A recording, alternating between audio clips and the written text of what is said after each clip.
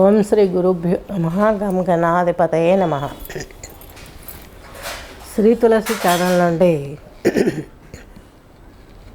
శ్రీ తులసిని మాట్లాడుతున్నాను. ఈరోజు మనము 2026 మార్చి మొదటి పక్షం గురించి రాశి ఫలితాలు చెప్పుకోబోతున్నాం. అయితే ఇక్కడ మనకు వచ్చేసి యోగా, అస్ట్రాలజీ, ఆస్ట్రానమీకి సంబంధించిన రిజల్ట్. అంటే నేను చెప్పే ఆస్ట్రాలజీ ఆస్ట్రానమీతో పోలి ఉంటుంది. ఏ ఆర్గాన్లో ఏ గ్రహం ఉంది మీకు కొత్తగా అనిపించవచ్చు. శరీరం అంతా కూడాను ఈ యొక్క సృష్టిలో ఏవేవి ఉన్నాయో వాటిని అన్నింటినీ కలుపుకొని జీవనం పొందడం సాగింది.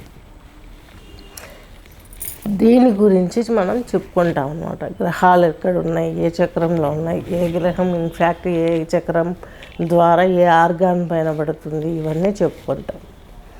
అలాగే ఇంతటి వరకు కూడాను మనకు ఇప్పుడు సపరేట్గా చెప్పబోతున్నాను నేను ముందు ఛానల్లో టెంపుల్ వ్యవస్థ, మానవ దేహానికి ఉన్నటువంటి సంబంధం, అలాగే పురాణాలు, ఇతిహాసాలు, ఇవి ఖచ్చితంగా చెప్పాలనుకుంటున్నాం. ఎందుకంటే మన తరాలకే చక్కగా తెలియట్లేదు. పురాణం అంటే ఏంటి, ఇతిహాసం అంటే ఏంటి, ఇవి రెండు దేహానికి ఎలా సంబంధించి ఉన్నాయి. ఖచ్చితంగా అవినాభావ సంబంధం ఉంది దేహానికి. యోగా ద్వారా అస్ట్రాలజీకి, మ్యూజిక్ థెరపీకి, షట్చక్రాలకి, గ్రహాలకి, మానవ దేహానికి కలిసినటువంటి స్టోరీసే ఇప్పుడు నేను చెప్పబోయే ఇతిహాసాలు, పురాణాలు. అదొక సబ్జెక్ట్ ఉందని మీకు చెప్తున్నాను. ఇంట్రెస్ట్ ఉన్న వాళ్ళు 5th క్లాస్ పిల్లల నుండి 100 years వాళ్ళు కూడాను క్లాసులో జాయిన్ అవ్వండి. ఖచ్చితంగా మీకు ప్రతిదీ నేను ఎక్స్ప్లెయిన్ చేయగలుగుతాను. అలాగే నా ఆస్ట్రాలజీ వచ్చేసి ఆస్ట్రానమీకి సంబంధించి ఉంటుంది.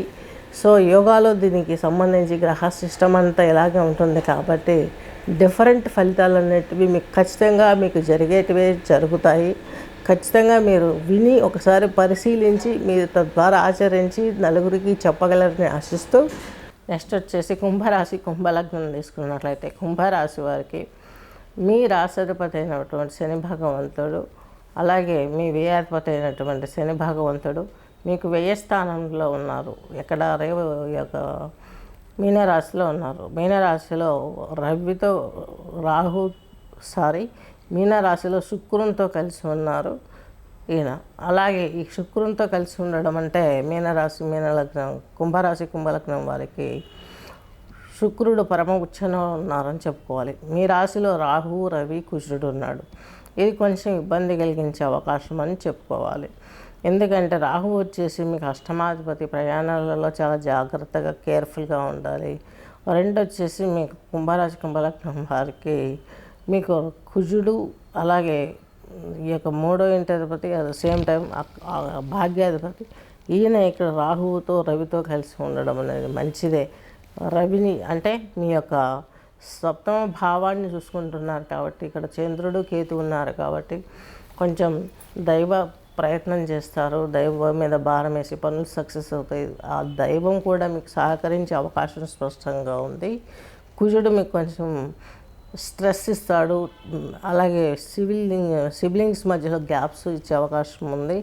అలాగే మీకు పంచమాధిపతి, అష్టమాధిపతి అయినటువంటి బుధుడు మీ రాశిలోనే ఉండడం, కాకపోతే కుజుడు నాడు, రాహు ఉన్నాడు కాబట్టి తన సొంత పనులను, ఆలోచనలను తావుండదు కాబట్టి కొంచెం కుజ సహాయం అంటే మాతృమూర్తి యొక్క సోదరి సహాయము, అట్ ద సేమ్ టైం వచ్చేసి దైవ చింతన, దైవారాధన, అలాగే ఈ యొక్క చక్కని అవకాశం కలిగే అవకాశాలు చాలా స్పష్టంగా.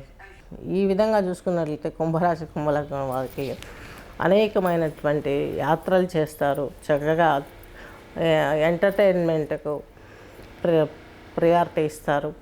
మంచి ఆలోచనలతోటి ముందుకు బిజినెస్లో సాగే అవకాశం ఉంది. బుధాదిత్య యోగం ఉంది కాబట్టి మంచి జరుగుతుంది. చక్కగా మీ జీవితం మీకు ముందుకు వెళ్ళే అవకాశం స్పష్టంగా గోచరిస్తుంది. భగవత్ కృప మీలో ఉంది. రాజకీయ రంగంలో ఉన్న వారికి కొంచెం ఇబ్బందులు అనేటివి ఫేస్ చేసే అవకాశాలు చాలా స్పష్టంగా గోచరిస్తున్నాయి. సినీ ఫీల్డ్ రంగంలో ఉన్న వారికి కూడా కొంత ఇబ్బంది కలిగే అవకాశాలు స్పష్టంగా గోచరిస్తున్నాయి. స్వస్తి.